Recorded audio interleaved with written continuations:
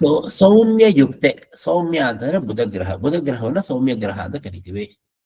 ಸೌಮ್ಯ ಯುಕ್ತೆ, ಸೌಮ್ಯ ಯುಕ್ತನಾಗಿದ್ದರೆ, ಬುಧನ ಜೊತೆಗಿದ್ದರೆ, ಶುಭ ಸ್ಥಾನೇ ಸಂಸ್ಥಿತೆ, ಶುಭ ಸ್ಥಾನದಲ್ಲಿ ಅಂದ್ರೆ ಕೇಂದ್ರ ಅಥವಾ ತ್ರಿಕೋನದಲ್ಲಿದ್ದರೆ, ಯಾರು?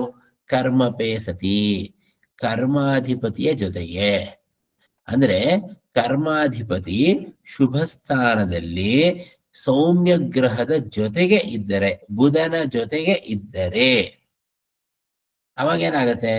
ರಾಜ ವಾಣಿಜ್ಯತೋ ರಾಜತೋ ವಾಲ, ರಾಜನಿಗೆ ಸಂಬಂಧಪಟ್ಟಂತಹ ಶಾಸ್ತ್ರಗಳು, ವಾಣಿಜ್ಯಕ್ಕೆ ಸಂಬಂಧಪಟ್ಟಂತಹ ಶಾಸ್ತ್ರಗಳನ್ನ ಕಲಿತಾರೆ. ರಾಜ್ಯಕ್ಕೆ ಸಂಬಂಧ ಅಂದ್ರೆ ರಾಜನೀತಿ ಇರಬಹುದು, ರಾಜ್ಯಭಾರವನ್ನು ಮಾಡುವಂತಹ ಎಕನಾಮಿಕ್ಸ್ ರಿಲೇಟೆಡ್ ಇರಬಹುದು, ಅಥವಾ commerce related, business management related ಈ ತರದ್ ಇರಬಹುದು, ಅಂತಹವುಗಳನ್ನ ಕಲಿತಾರೆ. ಕರ್ಮಾಧಿಪತಿಯ ಜೊತೆಗೆ ಬುಧ ಇದ್ದರೆ ಅದು ಶುಭ ಸ್ಥಾನದಲ್ಲಿ, ಕೇಂದ್ರ ಅಥವಾ ತ್ರಿಕೋನದಲ್ಲಿ, ಲಗ್ನದಿಂದ ಕೇಂದ್ರ ಅಥವಾ ತ್ರಿಕೋನದಲ್ಲಿ